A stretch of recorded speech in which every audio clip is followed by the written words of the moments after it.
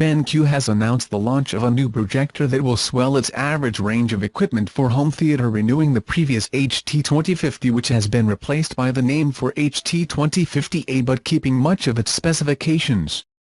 With a full HD 1080p resolution, the equipment is based on DLP technology with 6-speed RGBRGB wheel, being able to reach 96% of the color specification, enough if we want to use it for Blu-rays and streaming content that is not 4K with HDR.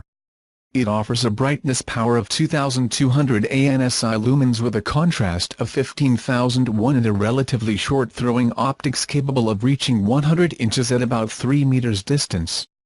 It has an auxiliary audio system of 10 watts, compatibility with 3D signals, and a game mode with input lag of 16.67 milliseconds.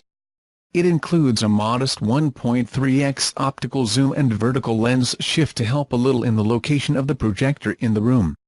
As for connectivity, it comes with 2 HDMI ports, one of them compatible with MHL to send content from the mobile,